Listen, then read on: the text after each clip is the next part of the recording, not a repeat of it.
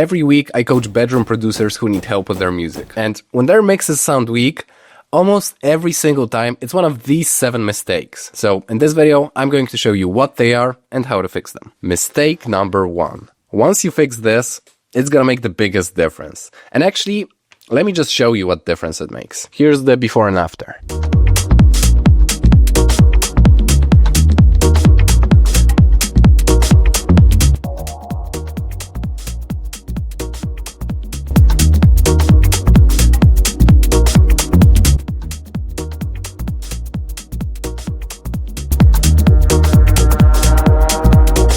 Yeah, so one was obviously better than the other, but why? Like, what actually changed? Well, the only difference here is the loudness. Louder will always sound better, so you need to make sure that your track matches the loudness standards of streaming platforms. Like, you don't want your track to be quieter than all the other ones in the playlist. This is something you do in the mastering stage of the process. You might have heard a thing or two about mastering, but how do you actually do it? Well, I've made this free mastering checklist that you can easily follow along with and master your track in like 15 minutes. So go to the link below right now to download it. This alone is gonna make the biggest difference, trust me. Mistake number 2. But now you might be thinking, okay, if louder sounds better, then I'm just gonna push the loudness up by 100 decibels and my track is gonna sound the best in the entire world. Well, it's not so simple. When we look at the loudness meter right now, it tells us that the loudness is at 0, right? So when we push the volume up, that makes the loudness go up. So now it's at like 13. But here's the interesting thing. When I keep pushing the loudness up, yeah, right now it's at 17, which is, it's going kind of crazy, but let's keep pushing the loudness up even more. You see, I pushed it up another 35 decibels, but the loudness is still at 17. Notice that when I keep pushing it farther and farther, it doesn't actually increase the loudness. Instead, it just makes the limiter have to do a lot of work to push it down. Why does that happen? Well, let's take a step back.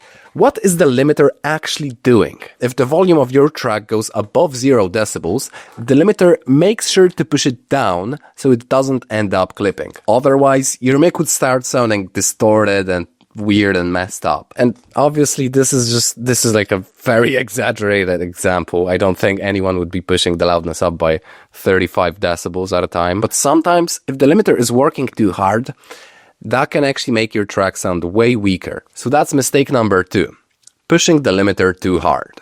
But what if I told you that your limiter could be working way too hard, even if you're barely pushing it up?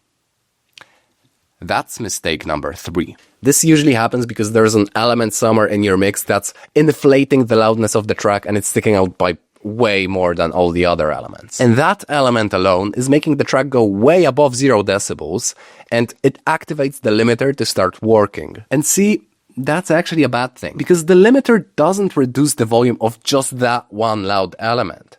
The entire mix goes down with it. The limiter is basically like a strict school teacher. If there's one naughty kid making a mess in the classroom, everyone gets punished. He doesn't give a shit. So what you have to do is find that naughty kid and snitch on him. And by snitch, I just mean make it quieter. Once you do that, you're gonna have way more room to make the entire track louder. I'm going to show you the difference this made on one of my tracks, where the naughty kid was the kick. Here's the before and after.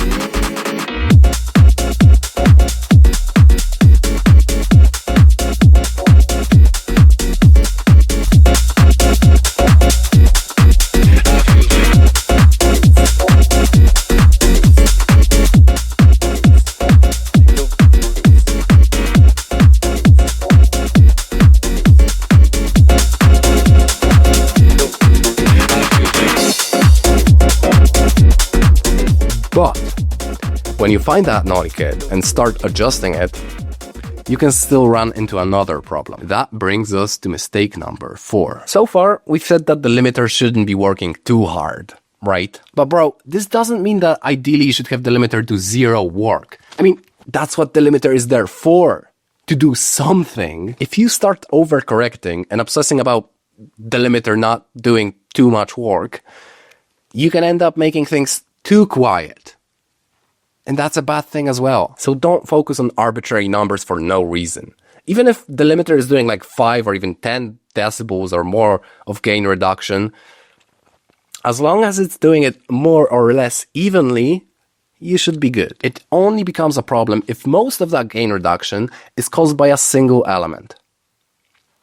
Yeah. And by the way, don't worry, I'm going to stop talking about limiters now. Again, to even start thinking about any of this, you first have to master your track and make it louder. Mastering engineers would charge you $40 to master a single track, but I made this free mastering checklist so you could do it yourself for free in like 15 minutes.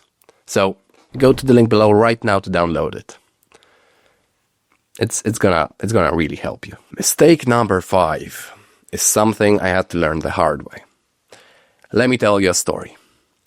So I was mixing one of my upcoming releases, and I was excited. Like, the arrangement was great, the bass was clean, and it just sounded good. But not the main synth. It just sounded like trash for some reason. Like, I didn't know why. It kept sticking out of the mix, like almost like it didn't belong there. So I tried adding reverb. Didn't work. I tried delay and echo plugins. Didn't work. But then I noticed that there were some resonant frequencies in the synth. So I added an EQ and started notching these frequencies out. And that also didn't work. Actually, that one kind of made it sound worse, not gonna lie. I spent like 3 hours just trying to get this right, and nothing was working. It was super frustrating, so I went for a walk to clear my head. Which is when it hit me. What if it's just too loud? So I go back to my studio and start playing with the volume sliders. And I adjusted the synth by minus 10 decibels. And boom, there you go. It instantly sounds perfect. You know, we often want to feel clever with our mixing. Like, it feels like we gotta do some advanced techniques to make it sound right, but most of the time, the simplest solutions are the most effective. So, moral of the story is, just use volume sliders, bro.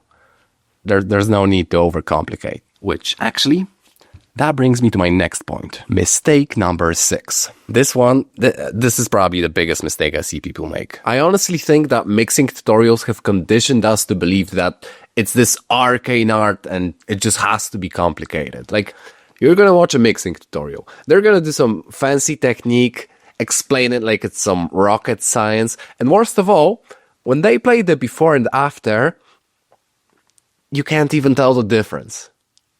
So dude, you gotta think critically. Otherwise, you're just gonna end up hoarding plugins you don't need, applying a bunch of random techniques you don't even understand to fix problems that might not even exist. Mixing is just gonna become a guessing game instead of a repeatable process. So if the only difference you can hear is the guy's voice in the tutorial that's saying, this version is so much better, right guys?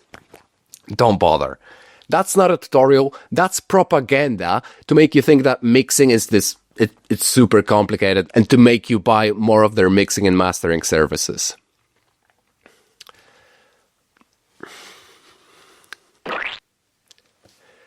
Yeah, I forgot to put this hat on. No, but seriously, instead of going down all these rabbit holes, start asking, what's actually wrong with my mix? And like, what still needs to be done? And if you want a real system that cuts through all the bullshit and actually gets results, I've built it for you. A repeatable and reliable workflow you can follow, even if your speakers are shit and you don't have any mixing plugins. So go to the link below to learn more about that. Now for mistake number 7. This one's controversial, but hear me out. The real reason why your mixes don't sound good, it's actually because you're trying to make them sound good. I'm serious. Like, you know what? Just watch this video. This is where I explain everything about it. So click here right now to watch it, and I'll see you there. Cheers.